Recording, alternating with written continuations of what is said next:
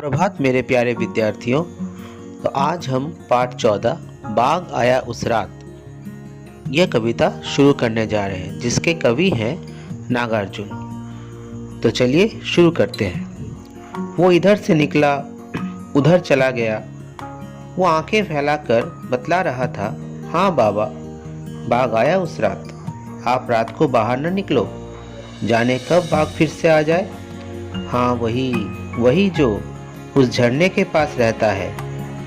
वहाँ अपन दिन के वक्त गए थे ना एक रोज।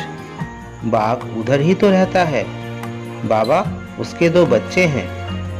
बाघिन सारा दिन पहरा देती है।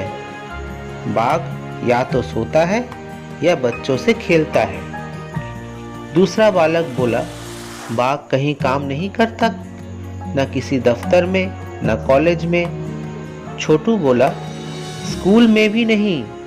5 साला बेटू ने हमें फिर से आगाह किया, अब रात को बाहर होकर बाथरूम ना जाना। तो इसमें बताया गया है कि एक बच्चा दूसरे बच्चा को आंखें फैलाकर बतला रहा है कि बाघ इधर से निकला था और उधर चला गया। उसने अपने बाबा से कहा, बाघ उस रात को आया था, अतः आप बाहर नहीं निकलना। वह किसी भी समय कभी भी आ सकता है। वह बाघ झरने के पास रहता है। जब मैं दिन के समय वहां गया था तो बाघ को उधर देखा था। उसके 2 बच्चे हैं। बाघिन पूरा पहरा देती है। बाघ या तो सोता है या बच्चों के साथ खेलता है। बाघ के बारे में दूसरा बालक छोटू कहता है, वह कोई काम नहीं करता, न किसी ऑफिस में जाता है, न किसी कॉलेज में। वह तो स्कूल में भी नहीं जाता।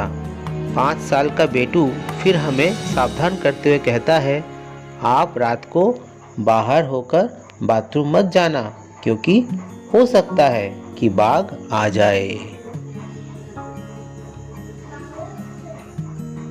तो बच्चों, आपने इस कविता के बारे में पढ़ा और समझा कि किस प्रकार बच्चे आपस में एक बाघ के बारे में बातचीत कर रहे हैं।